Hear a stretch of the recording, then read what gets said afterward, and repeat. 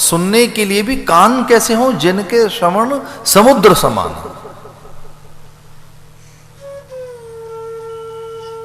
गुरुजनों के पास बैठकर, संत सत्पुरुषों की सन्निधि में, महापुरुषों के पास बैठकर, आचार्य विद्वानों के पास बैठकर, अथवा माता पिता के पास बैठकर जो सुनने की बात कही गई है, उसके लिए भी यह कहा गया कि कान का भी आकार सामान्य न हो, जिनके श्रवण समुद्र समाना। लगभग समुद्र जैसे, समंदर जैसे कान बनाओ और फिर सुनो। क्योंकि जो सही है उसे धारण करने के लिए वैसे ही कान होने चाहिए।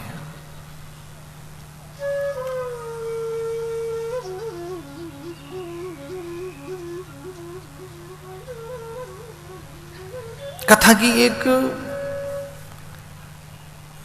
परंपरा रही है और वो सुनने की परंपरा रही है।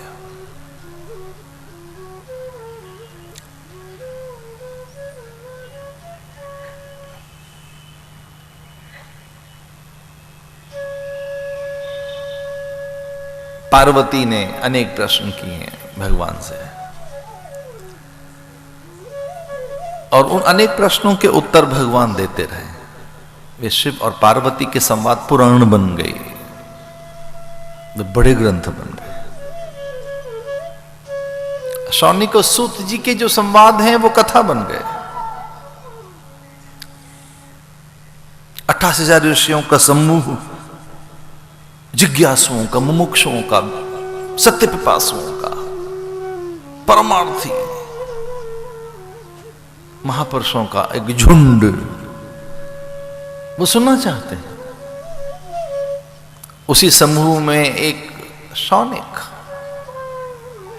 जो लोकहित के लिए, जैव जगत के कल्याण के लिए प्रश्न करते जाते हैं।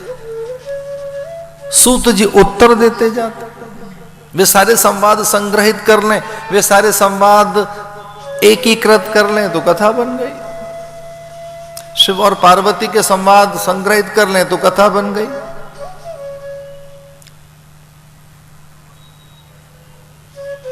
गरुड़ और काकभुषुंड के संवाद, ऋषियों के परस्पर संवाद, उसके मूल पूर्व में भी कहते हैं चतुरानन और श्री हरि नारायण के संवाद।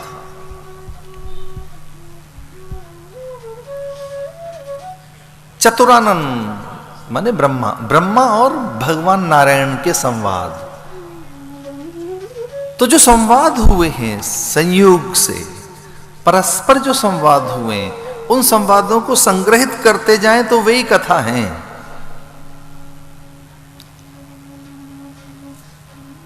राम कथा में तो कुछ घाटों की बात, सरोवरों की बात, धाराओं की बात, कि कोई एक अंतः सलीला है जो दिखती नहीं है पर है। प्रयाग में जैसे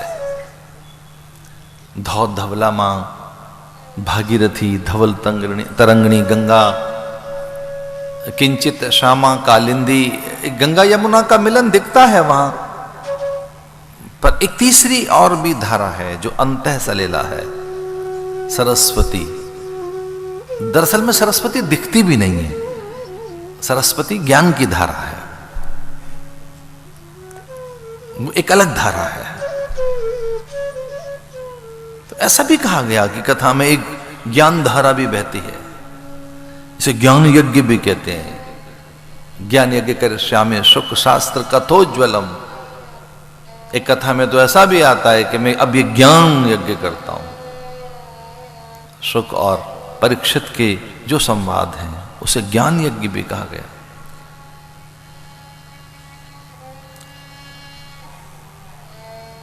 जो मूल समस्या है मनुष्य की, वो बिना उपदेश के मिटती नहीं, बिना श्रवण के वो निवृत्त नहीं।